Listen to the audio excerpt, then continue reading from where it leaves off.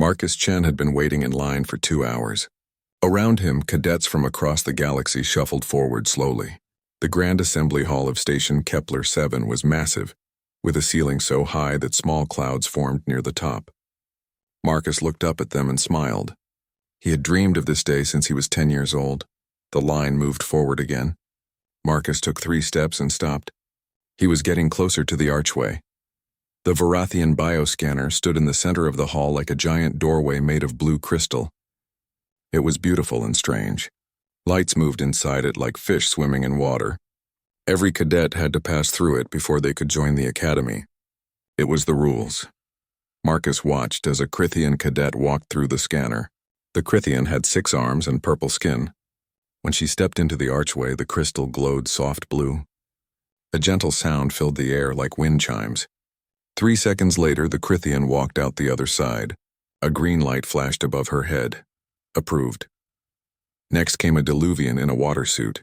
The fish-like alien floated through the scanner in his mobility tank. Blue glow, soft chimes. Green light, approved. Then a Lethian whose body was made of living crystal. Blue glow, chimes, green light. Then a Vextar who looked like a giant insect. Blue glow, chimes, green light. Marcus counted 12 more aliens passing through. Every time the same thing happened. Blue glow, soft sound, green light. It was like watching a machine that never made mistakes. First time in space? Asked a voice beside him. Marcus turned. A girl stood next to him, also human. She had dark skin and bright eyes. Her uniform was as new as his. No, Marcus said. I grew up on the orbital stations around Earth, but first time this far from home. You? Sarah Okonkwo, the girl said. From Lagos. Earth Lagos, not the colony. This is my first time off planet. I'm terrified, Marcus laughed. You don't look terrified. I hide it well, Sarah said. She looked at the scanner. What do you think it does? Checks our biology, Marcus said. Make sure we're healthy. Records our species data for medical files. Safety stuff? Sarah said. She didn't look convinced. It seems like more than that. The line moved forward again. Now only 10 aliens stood between Marcus and the scanner. His heart beat faster. This was real. After today, he would be a real cadet at the Galactic Defense Academy. 5 aliens. 4. 3. Marcus noticed something. The scanner had a rhythm. Each alien took exactly the same amount of time to pass through. 3 seconds. Always 3 seconds. It was almost like music. 2 aliens left, then 1. Then it was Marcus's turn. Good luck, Sarah whispered behind him. Marcus stepped forward.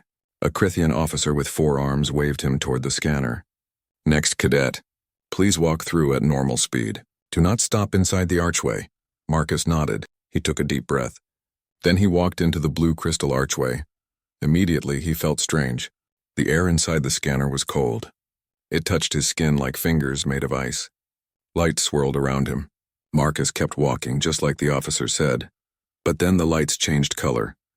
The soft blue became bright amber. The gentle chimes became a low hum. Marcus felt the air grow colder. He took another step.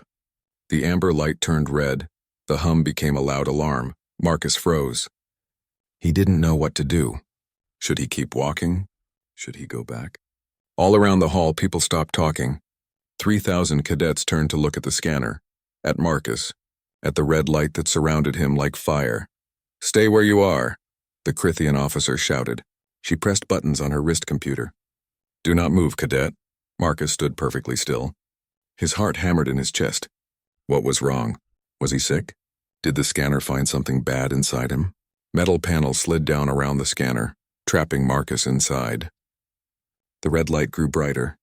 The alarm grew louder. Security drones flew down from the ceiling. They were silver balls with blue eyes. 10 of them surrounded the scanner, their weapons pointed at Marcus. I didn't do anything, Marcus said, but his voice was lost in the noise. More officers ran toward the scanner. One of them was tall and wore a black uniform. She had 4 arms, just like the first officer, but her skin was darker. Metals covered her chest. Shut down the alarm, she commanded. Her voice was deep and strong. The alarm stopped. The hall became quiet. 3,000 cadets stared in silence. The tall officer walked up to the scanner. She looked at Marcus through the red light. Cadet, what is your name? Marcus Chen, ma'am, human from Earth. The officer's 4 eyes widened slightly. Human, she repeated. She turned to a nearby technician. How many humans are in this year's class? 12, Commandant Therazin, the technician said. He was a small gray alien with big ears. Find them. Bring them here now. Commandant Therazin looked back at Marcus. Remain calm, Cadet Chen. We will sort this out. But she didn't look calm. She looked worried. More technicians arrived. These ones were different from the others. They were tall and thin with silver skin. Varathians, Marcus realized, the same species that built the scanner. The Varathians didn't speak to Marcus. They spoke to each other in a language that sounded like music. They pressed their hands against the crystal archway. They looked at screens that showed numbers and symbols Marcus couldn't read. One of them turned to Commandant Therazin. The scanner is not broken, he said in Galactic Common. It is functioning perfectly. Then why is it showing red? The Commandant asked. It has detected something, the Varathian said. He looked at Marcus with large silver eyes. Something it has never seen before. A new voice spoke from above. It sounded like wind moving through leaves. Commandant, please come to Medical Bay 3 immediately. Commandant Therazin touched her wrist. Dr. Velkoth? What is it? We have run preliminary scans on the human cadet from a distance, the wind voice said. The results are concerning. Define concerning, the Commandant said. There was a pause. When Dr. Velkoth spoke again, his voice was quieter. Commandant, you need to see this. The scanner isn't malfunctioning. According to our readings, it's doing exactly what it was designed to do. It's protecting us. Protecting us from what? Commandant Therazin asked. Another pause. Longer this time. From the human, Dr. Velkoth said. The scanner's protocols are clear. The red alert means it has detected an apex predator. The hall erupted in noise. Cadets shouted in 100 different languages. Officers yelled for calm. The security drones moved closer to Marcus. Marcus stood frozen inside the red light. His mind raced. Apex predator? That couldn't be right. Humans weren't predators. They were just humans, weren't they? Commandant Therazin held up all 4 of her hands. Silence. Her voice echoed through the hall. Everyone stopped talking. She looked at Marcus. For a long moment she said nothing. Then she spoke, slowly and carefully. Cadet Chen, I am placing you in medical observation until we understand what is happening. You are not under arrest. You have done nothing wrong. But for the safety of everyone on this station, you must come with us. Do you understand? Marcus swallowed hard. His mouth was dry. Yes, ma'am. I understand. Good. The Commandant turned to her officers. Escort the cadet to Medical Bay 3. Treat him with respect. And find me the other 11 humans. I want them scanned immediately. The metal panels around the scanner lifted. Marcus stepped out. The red light faded. 6 officers surrounded him, but they kept their distance. They looked at him like he was a bomb that might explode. As they led him away, Marcus looked back. 3,000 pairs of eyes watched him go. In the crowd, he saw Sarah. She looked scared. Marcus wanted to tell her that everything would be okay. But he didn't know if that was true. The last thing he heard before the doors closed was the Commandant's voice. Get me everything we have on Earth, she said. I want to know what we just let into my academy. Medical Bay 3 was a large room with white walls and bright lights. Marcus sat on a floating bed that felt like a cloud. Around him, machines hummed and beeped. Screens showed images of his body in colors he didn't understand. Dr. Velkoth floated near the ceiling. He wasn't solid like most people. Instead, he was made of green gas that swirled inside a clear suit. When he spoke, his voice came from speakers on the suit's collar. How do you feel, Cadet Chen? Dr. Velkoth asked. Confused, Marcus said honestly, and scared. What's wrong with me? That is what we are trying to understand, the doctor said. He waved a gaseous appendage at the screens. Your biology appears normal for a human. Heart rate, brain activity, cellular structure, all within expected ranges. Then why did the scanner turn red? Before Dr. Velkoth could answer, the door opened. The other 11 human cadets walked in, surrounded by officers. Sarah was among them. She saw Marcus and gave him a small wave. Ah, good, Dr. Velkoth said. Please, all of you, stand over there. We will scan you now. The humans looked at each other nervously, but they did as they were told. They formed a line against one wall. A Varathian technician brought in a small device. It looked like a crystal on a metal stick. He pointed it at the first human cadet, a tall boy with red hair. The device glowed blue for a moment. Then it turned amber, then red. The technician quickly turned it off. Same result, he said quietly. He scanned the next cadet, a girl with black hair and pale skin. Blue, amber, red. One by one, he scanned all 11 humans. Every single time, the device showed the same colors. Blue, amber, red. Sarah was last. When the device turned red while pointing at her, she laughed nervously. Well, at least we're all in this together. Commandant Therazine entered the room. Behind her came 3 more Varathians and a Krithian officer carrying a datapad. Report, the Commandant said. Dr. Velkoth's gas swirled faster inside his suit. Marcus thought it meant the doctor was nervous. All 12 humans trigger the same scanner response. But their biology shows no diseases, no parasites, no abnormalities. They are healthy by all medical standards. Then why the red alert? Commandant Therazine asked. One of the Varathians stepped forward. He was taller than the others, with silver skin that seemed to glow. I am Master Surveyor Kixnal, he said. I designed the bioscanners. Perhaps I can explain. Everyone in the room turned to look at him.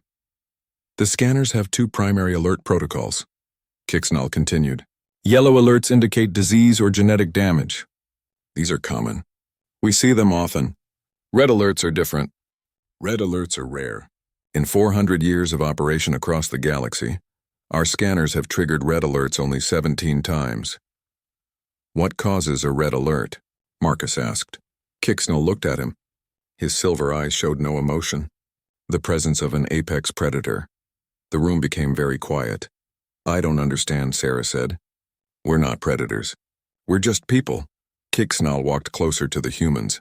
He moved slowly, carefully, like someone approaching a dangerous animal. Let me show you something, he said. He tapped a button on his wrist. A hologram appeared in the center of the room. It showed a Krithian skull next to a human skull. Notice the eyes, Kixnal said. Krithian eyes are on the sides of the head. This gives a wide field of vision. It helps them see danger coming from all directions. This is the trait of a prey species. He tapped his wrist again. The human skull rotated. Human eyes face forward. Both eyes look in the same direction. This creates overlapping vision fields. This allows precise depth perception. This is the trait of a hunter, a predator. Marcus looked at the other humans. They all had their eyes in the front of their faces. He had never thought about it before. It was just normal. That's just eyes, another cadet said. His name was James. That doesn't make us predators. Kixnal brought up more images. A human leg next to a Diluvian fin, a human hand next to a Vextar claw, a human brain next to a Lithian neural cluster. Humans have persistence musculature, Kixnal explained. Your legs are designed for long-distance pursuit. You can run for hours without stopping. Most species can sprint fast for short distances, then must rest. Humans are different. You don't run fast. You run forever. He changed the image to show a human brain. Your brain structure is unusual. Large frontal cortex for planning and strategy. Excellent pattern recognition. Strong spatial awareness. These are hunting adaptations. You are built to track prey, predict their movements, and plan ambushes. Marcus felt strange listening to this. It was like learning he was a different person than he thought. But we don't hunt, Sarah protested. Humans stopped hunting thousands of years ago. We have farms. We have synthesizers. We buy food in stores. The biology remains, Kixnal said. Evolution does not change in a few thousand years. Your bodies still carry the traits of your predator ancestors. Commandant Therazine walked around the humans slowly. Her forearms were crossed. Master Surveyor, help me understand. Every species in the Galactic Union has been scanned. We have over 700 member species. Are you saying that none of them are predators? Correct, Kixnal said. There are omnivores who occasionally eat meat. There are scavengers who consume dead animals. But true apex predators, species that evolve to hunt and kill other large animals, are extremely rare in the galaxy. Before today, we had only encountered them on primitive worlds where they had not yet developed space travel. Never in a species advanced enough to join the Union. Why not? Marcus asked. Kixnal turned to him. Because predator species tend to destroy themselves. They are aggressive, territorial, violent. They fight each other for resources. Most predator species never survive long enough to develop advanced technology. They kill themselves in wars before they can reach the stars. The words hung in the air like smoke. But humans did survive, Dr. Velkoth said softly. They reached the stars. They developed faster than light travel. They created art and music and literature. They applied to join our union. These are not the actions of mindless predators. No, Kixnell agreed. They are not. Which is why I am confused. Humans show all the biological markers of apex predators, but they also show social behaviors, cooperation, and empathy. This combination should not exist. It is contradictory. Marcus thought about Earth. He thought about human history, wars and peace treaties, hunters and farmers, soldiers and doctors. Humans were complicated. Maybe that was the point. So what happens now? Sarah asked. Do we get expelled? Sent back to Earth? Before anyone could answer, an alarm blared throughout the station. Red lights flashed on the walls. A voice spoke over the intercom in Galactic Common. Alert. Alert. Unknown vessel detected entering Kepler sector. All military personnel report to battle stations. All cadets proceed to evacuation zones. This is not a drill. Commandant Therazin's wrist computer lit up. She looked at it and her 4 eyes widened. All the color drained from her purple skin. What is it? Dr. Velkoth asked. The Commandant looked up. Her voice shook slightly when she spoke. It's a Devourer hive ship, heading directly toward this station. Every alien in the room made a sound of fear. Some gasped, some clicked, some hummed. But they all reacted the same way. With terror. What's a Devourer? Marcus asked. Kixnell looked at him. For the first time, the Varathian's face showed emotion. Fear. The reason the galaxy needs soldiers, he said. The reason we built this academy. They are an ancient enemy, cybernetic entities that consume all biological life. They have not been seen in this sector for 200 years. We thought they were gone. How long until it arrives? Dr. Velkoth asked. The Commandant checked her wrist again. 47 minutes. How long until the fleet can get here? 6 hours. Maybe more. The room went silent again. Everyone understood what that meant.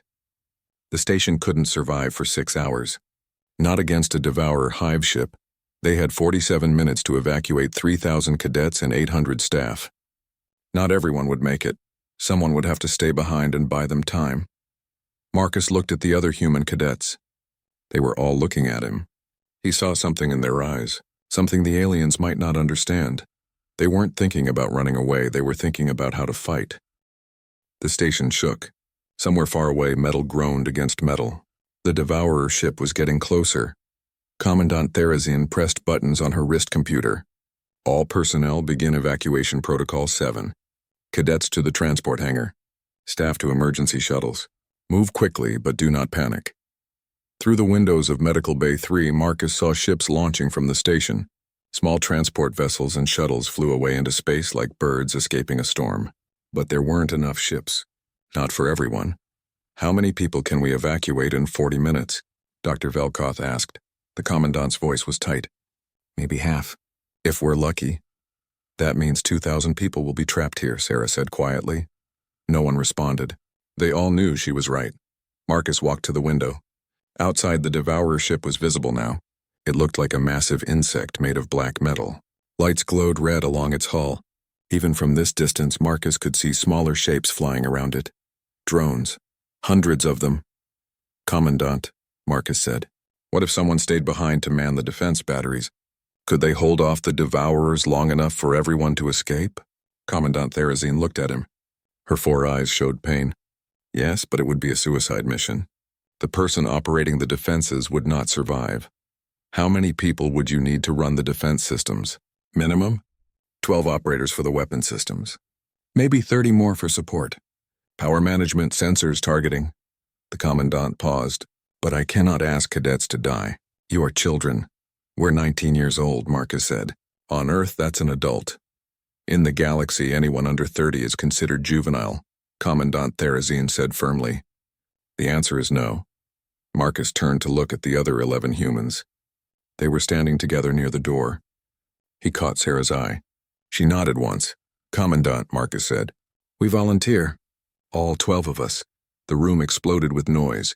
Every alien started talking at once. Dr. Velkoth's gas swirled frantically. Master Surveyor Kixnell took a step backward. Absolutely not, Commandant Therazin said. Her voice was hard as stone. I will not send children to die. "You're not sending us," Sarah said, walking forward to stand next to Marcus. "We're choosing to go." One by one, the other human cadets joined them. James, Kelly, Jamal, Yuki, Elena, Ahmed. All 12 humans stood together, facing the commandant. "This is insane," a Krithian officer said. "They don't even know how to use the weapons systems." "We're fast learners," Marcus said. Dr. Velkoth floated down from the ceiling. His gas changed color from green to dark blue. "Commandant, perhaps we should consider their offer." "I do not like it. But the mathematics are clear. 12 volunteers can save 3,800 people." "No," the commandant said again. "I will call for veteran soldiers. Some of them will volunteer." "That will take time we don't have," Marcus argued. "We're here right now. We can start immediately." The station shook again, harder this time. Lights flickered. The Devourer ship was getting closer. Commandant Therazine closed all 4 of her eyes. Marcus could see her thinking, calculating, hating every option in front of her. "Why?" she asked quietly, opening her eyes to look at the humans. "Why would you do this? You've been here for less than a day. This station means nothing to you. These people are strangers. Why would you die for them?" Marcus thought about his answer. He thought about Earth and human history, about firefighters running into burning buildings, about doctors staying with sick patients during plagues, about soldiers throwing themselves on grenades to save their friends. "Because we can," he said simply. "Because someone needs to. And because if we don't, who will?" Sarah added, "On Earth we have a saying. We stand between the darkness and the light. Someone has to stand. Today it's us." Master Surveyor Kicksnull made a sound like wind chimes. "Commandant, I have been monitoring their biology during this conversation. Every other being in this room is showing signs of extreme fear. Elevated stress hormones, increased heart rate from panic. But the humans," he paused, looking at his scanner. "The humans are showing elevated heart rate from excitement. Their adrenaline is increasing. Their pupils are dilating. Their bodies are not preparing to run. They are preparing to fight. This is what predators do when they choose to hunt." Commandant Therazine stared at the humans for a long moment. Then she touched her wrist computer. "Battle Command, this is Commandant Therazine. I need 30 volunteers for a defensive operation. Veterans only. Meet me at Combat Operations Center in 5 minutes." She looked back at the humans. "You will not go alone. I'm assigning veteran soldiers to fight with you. They will teach you the weapon systems. If any of you want to change your mind, now is the time." None of the humans moved. "Very well," the commandant said. Her voice was heavy. "May the stars protect you, all of you." The next 5 minutes passed in a blur. The humans were given basic armor and communication headsets. They ran through the station's corridors while other people ran the opposite direction, toward the evacuation ships. Combat Operations Center was a circular room filled with screens and control panels. 12 weapon stations lined the walls. In the center was a large holographic display showing the station and the approaching Devourer ship. The 30 alien volunteers were already there. They were older than the Academy officers. Their uniforms showed the markings of real combat. These were soldiers who had seen war before. A 4-armed Krithian with gray skin stepped forward. "I am Battlemaster Korvax. I fought the Devourers at the Battle of Rimgate 20 years ago. I will teach you how to kill them." He assigned each human to a weapon station with an alien partner. Marcus was paired with a Vextar named Tikith who smelled like flowers and spoke in clicks. "This is the targeting system," Tikith explained, pointing at a screen. "These are the firing controls. The station has 12 heavy plasma cannons, 48-point defense turrets, and 1 siege cannon. The siege cannon can only be fired once. It will drain all remaining power when used." Marcus studied the controls. They were complex, with symbols in 3 different languages. But the logic made sense. Target lock fire, the same as every weapon system in history. "How much time?" Battlemaster Korvax asked. 15 minutes, someone answered. The evacuation was still happening. Through the windows, Marcus saw more ships launching. How many had escaped? How many were still waiting? 10 minutes, a voice said. The Devourer ship was close enough now that Marcus could see details on its hull. Weapon ports, armor plating, and something else. Symbols carved into the metal. They looked old, ancient. 5 minutes, the last evacuation ship launched. Its engines glowed blue as it accelerated away from the station. "All ships clear," Commandant Therazine's voice came over the communication system. "The station is yours, Battlemaster Korvax. Hold them off as long as you can and— Thank you. All of you." 4 minutes. Marcus put his hands on the weapon controls. His heart was beating fast, but his hands were steady. Next to him, Sarah caught his eye from her station. She smiled. 3 minutes.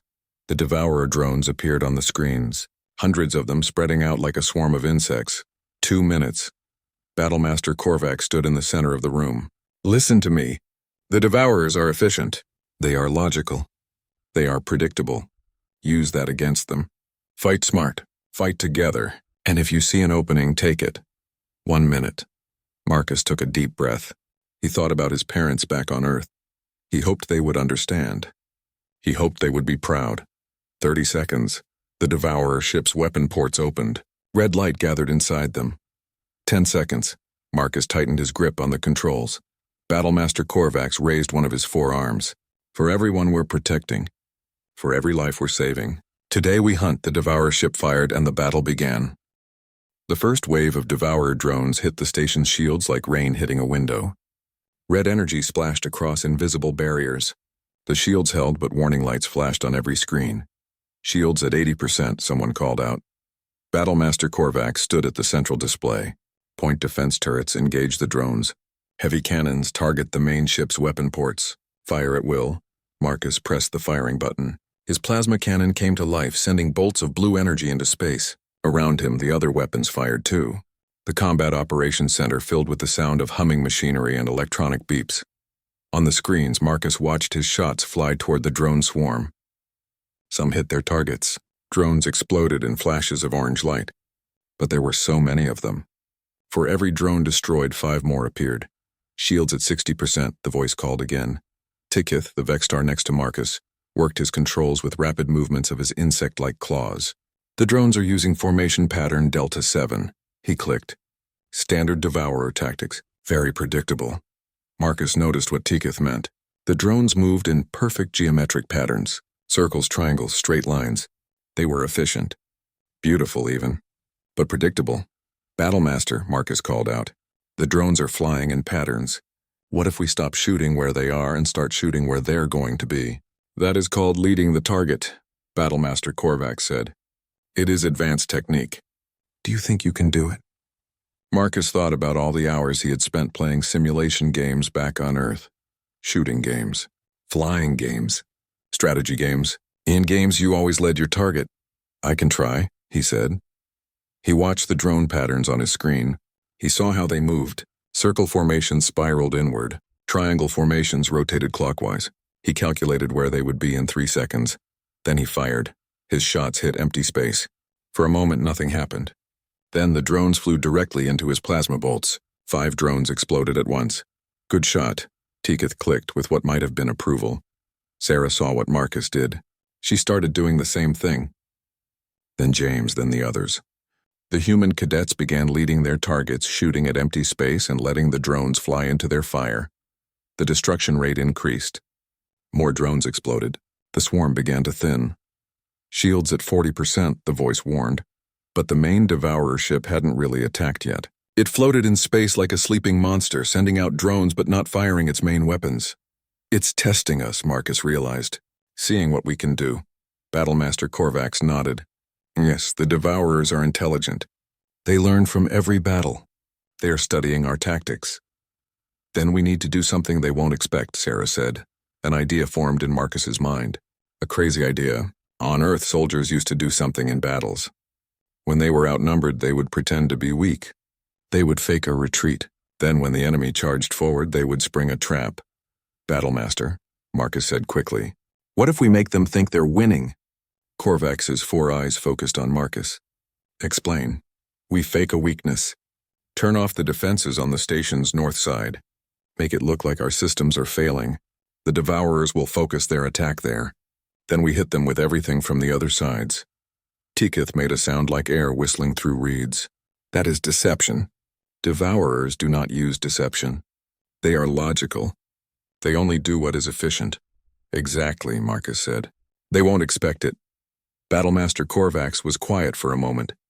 Then he clicked his mandibles together. It is risky. If they do not take the bait, we will have weakened our own defenses, but... He looked around at the humans.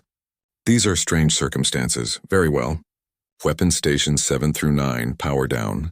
Make it look like system failure. Everyone else prepare to concentrate fire on the north approach. 3 weapon stations went dark. Warning alarms blared. On the external sensors, it would look like the station was losing power. Marcus held his breath. Would it work? For 30 seconds, nothing changed. The Devourer drones continued their geometric patterns. Then suddenly, 200 drones broke formation. They all turned toward the station's north side, where the defenses had gone dark. They accelerated, forming a spear shape aimed directly at the weakened section. Now, Battlemaster Korvax roared. Every active weapon on the station fired at once. Plasma cannons, missile tubes, point defense turrets. All of them targeted the concentrated drone formation. The space near the station lit up like a star. Drones exploded by the dozens. The spear formation shattered. Debris filled the void. Shields at 30%, someone said, but they were smiling. Stations 7 through 9, power up, Korvax commanded.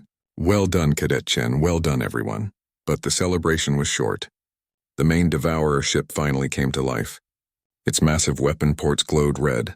Warning signals screamed on every screen. Incoming fire, Tikith shouted. Heavy plasma! Brace for impact. The Devourer ship fired. 4 beams of red energy crossed space in an instant.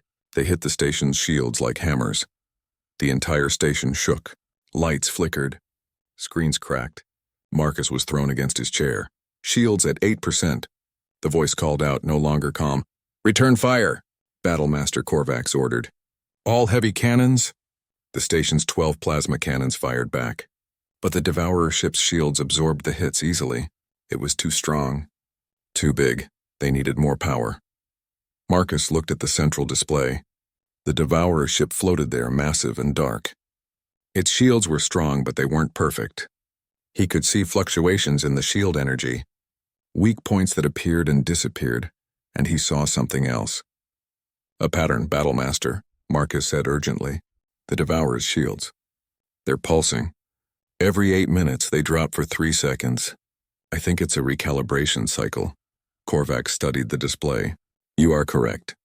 But 3 seconds is not enough time to do significant damage. What about the siege cannon? Sarah asked. You said it could only fire once. But if we fire it during that 3-second window directly at their main reactor, it would destroy the ship, Korvax finished. His voice was filled with something like awe. But the targeting would have to be perfect. The timing would have to be exact. And we only get one shot. Marcus looked at his screen. He had been watching the Devourer ship for almost 3 hours now. He had tracked its movements, its patterns, its timing. He knew when the shields would drop next. I can make the shot, Marcus said. Every eye in the room turned to him. The probability of success is very low. Tikith clicked nervously. I know, Marcus said, but it's our only chance. Battlemaster Korvax moved to Marcus's station. He studied Marcus's face for a long moment. Then he nodded. Very well. The siege cannon is yours, Cadet Chen. Take the shot when you are ready. Marcus's hands moved over the controls, transferring command of the siege cannon to his station. The weapon system came online. It was massive, drawing power from the station's reactor core. The screen showed a single targeting reticle and a countdown timer. Next shield drop, 4 minutes, 22 seconds. Marcus watched. He calculated. He tracked the Devourer ship's position. Minutes. His hands were steady. His breathing was calm. Around him, everyone else held their breath. Minutes. He thought about something his grandfather told him once. When hunting, patience is everything. Don't take the shot until you're sure. Only shoot once. Minutes. The Devourer ship fired again. The station shook. Shields failed. Warning klaxons blared. Shields down. Someone screamed. We're exposed. 1 minute, debris hit the hull. Metal tore. Air rushed out into space somewhere on the station. But Marcus didn't move. He kept his eyes on the screen. Seconds, he could see it now. The pattern. The rhythm. The exact moment when the shields would fall. Seconds. His finger hovered. Over the firing button. Seconds. The world seemed to slow down. Seconds. The Devourer ship's shields, Flickered. Seconds. They dropped completely. Second, Marcus pressed the button. The siege cannon fired. Every light in the station went dark. Power drained completely into the weapon. A beam of pure white energy crossed space, moving faster than thought. It hit the Devourer ship directly in its central reactor core. For 1 second, nothing happened. Then the Devourer ship exploded from the inside out. The explosion was beautiful in a terrible way. The Devourer ship broke apart in slow motion, pieces of black metal spinning away into space. Fire bloomed in the void for a moment before the vacuum swallowed it. Then there was only silence and debris. In the Combat Operations Center, nobody moved. They stared at the screens in disbelief. Target destroyed, Tikith clicked softly. The Devourer ship is gone. Then everyone started cheering. The alien veterans made sounds in a dozen different languages, but they all meant the same thing. Victory. Survival. Relief. Sarah hugged Marcus. James slapped him on the back. Even Battlemaster Korvax clicked his mandibles in what might have been a smile, but Marcus felt cold. Something was wrong. The lights were still off. The screens were running on emergency power only. The air smelled strange, metallic, and sharp. Battlemaster, Marcus said quietly. What happens now? We used all our power for the siege cannon. Korvax stopped celebrating. His 4 eyes widened. Emergency systems, he said, suddenly urgent. Computer report station status, a mechanical voice responded. Main reactor offline. Auxiliary power offline. Life support running on battery backup. Estimated time until oxygen depletion 22 minutes. The cheering stopped. 22 minutes, Sarah repeated. She didn't sound scared. Just tired. How long until the rescue fleet arrives? Battlemaster Korvax checked his wrist computer. The screen was cracked but still working. 43 minutes, the math was simple. They had survived the Devourer attack, but now they would suffocate before help arrived. So we won the battle, James said with a strange laugh. But we still die. Tikith made a sound like wind through grass. There is honor in this death. We saved thousands. That is what matters. But Marcus's mind was racing. There had to be a solution. There was always a solution. How much oxygen do we have? He asked. The computer answered. Current oxygen reserves will sustain 43 life forms for 22 minutes. What if there were fewer people breathing? Marcus asked. How long would the oxygen last then? Battlemaster Korvax understood immediately. His face showed pain. If the 30 veterans sealed themselves in the command center, the remaining oxygen would last 48 minutes. Long enough for rescue.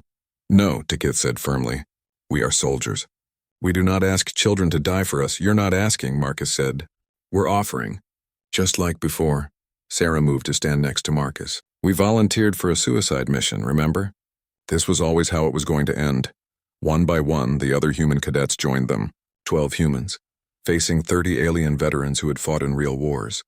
Your bodies require less oxygen than ours? Battlemaster Korvax asked quietly. No, Marcus admitted. But we can make it last longer. Humans are good at surviving. It's what we do. He thought about human history. People trapped in mines for weeks. Explorers crossing frozen wastelands. Sailors adrift in the ocean. Humans could survive in conditions that killed other species. Not because they were stronger, but because they refused to give up. Go, Marcus said to the veterans. Get to the command center, seal it. Wait for rescue. I cannot, Battlemaster Korvax said. His voice broke. I cannot ask this of you. Then don't ask, Sarah said gently. Just go, please. For a long moment, no one moved. Then Korvax placed one of his 4 hands on Marcus's shoulder. The galaxy will remember what you did here today. All of you. The 30 alien veterans left the Combat Operations Center. The door sealed behind them with a hiss. Now it was just the 12 humans in the dark room, surrounded by broken screens and the smell of burned circuits. So, James said, what do we do now? We slow down, Marcus said. Breathe less, move less. Our bodies will use less oxygen. They sat on the floor in a circle. The emergency lights cast strange shadows. Outside the windows, stars shined cold and distant. I'm scared, said Yuki. She was the youngest human, just barely 19. Me too, Marcus admitted. But we did it. We saved everyone. That's what matters. My parents are going to be so mad, Sarah said with a weak laugh. I promised I'd be careful. They talked to keep their minds busy. They told stories about Earth, about their families. about why they joined the academy. They talked about small things and big things. They tried not to think about the air getting thinner. Time passed slowly. Marcus checked his wrist computer. 30 minutes until rescue. The oxygen felt thin now. Each breath took more effort. "Marcus," Sarah said, "your idea about shooting where the drones were going to be. Where did you learn that?" "Video games," Marcus said. His voice sounded distant in his own ears. "I played a lot of video games as a kid." Sarah laughed, but it turned into a cough. "We saved the galaxy with video game tactics." "That's ridiculous." "Humans are ridiculous," Marcus agreed. His eyes felt heavy. "But we're good at it, 40 minutes. Marcus could barely keep his eyes open. Around him, the other humans were unconscious. Only Sarah was still awake, barely. "Marcus," she whispered, "do you think anyone will remember us?" "Yes," Marcus said, though he wasn't sure she could hear him anymore. "They'll remember." His eyes closed. The darkness was comfortable. Like sleep, like peace. The last thing he heard was a door opening. Marcus woke up slowly. Everything was white and bright. His throat hurt. His lungs burned with each breath. But he was breathing, he was alive. "Welcome back, Cadet Chen," a voice said. Dr. Velkoth's green gas swirled next to the bed. "You were unconscious for 12 hours. Marcus tried to sit up. "The others?" "All 12 humans survived." The rescue fleet arrived just in time. 2 minutes later, Dr. Velkoth's gas swirled faster. Well, 2 minutes later would have been too late. Marcus lay back down. He felt tears on his face, but he didn't wipe them away. They survived, all of them. Over the next few days, Marcus learned what happened after the battle. The evacuation ships had all made it safely away. All 3,800 people survived. The 30 alien veterans who sealed themselves in the command center also lived. Everyone lived. The Galactic Council called an emergency session. The news about the humans and the Devourer battle spread across the galaxy in hours. Everyone wanted to know about the species that was scanned as apex predators, but chose to be guardians instead. Marcus was sitting in his new quarters when Commandant Therazine visited him. "The Council has made their decision," she said. "Humans are not only accepted into the Galactic Union, you are being offered positions in military strategic planning. The Council wants humans to train other species in new combat tactics." "What about the Academy?" Marcus asked. "All 12 of you are being given full admission. The Council is also creating a new training program. Every species will study alongside humans to learn what you taught us. How to think like predators. How to use deception and strategy. How to stand and fight instead of just running away." 6 months later, Marcus stood in the Grand Assembly Hall once more. This time he wore the uniform of a graduate. Around him, the other 11 human cadets also wore graduation uniforms. They had finished their training in record time. The ceremony was different from that first day. Now there were hundreds of humans in the audience. Earth had sent more cadets, more volunteers, more people who wanted to serve and protect. Marcus walked across the stage. Commandant Therazine handed him his graduation certificate. Then she gestured to the bioscanner. "Would you walk through it again?" she asked. "For the ceremony?" Marcus nodded. He approached the crystal archway. He stepped inside. The scanner glowed blue for a moment, reading his biology. Then it shifted to amber. Then red, but this time the red didn't mean danger. The scanner's light changed again, becoming gold. Warm and bright, a new voice spoke from the scanner. It sounded musical, ancient. Apex Guardian identified. "Welcome, Protector." The entire hall stood and applauded. Not just the humans. Every species. Crithians and Diluvians and Vextar and Lithians. Thousands of aliens celebrating what humans had become in their eyes. Not predators. Guardians. Marcus looked out at the audience. He saw Commandant Therazine, Dr. Velkoth, Battlemaster Korvax, and Master Surveyor Kixnall. He saw Sarah and James and all his fellow human cadets. He saw the future of the galaxy, and he understood something important. Humans were predators. That would never change. But being a predator didn't mean being a monster. It meant having the strength to hunt, the courage to fight, the will to stand between the darkness and those who needed protection. It meant being exactly what the galaxy needed. A guardian. A protector. A hunter who chose to save instead of destroy. As Marcus stepped down from the stage, the scanner's golden light followed him. Its new designation for humanity would spread across the galaxy. Wherever humans went, the scanners would recognize them not as threats but as allies, as the beings who refused to run when darkness came, as the ones who stood and fought, as the guardians of the light.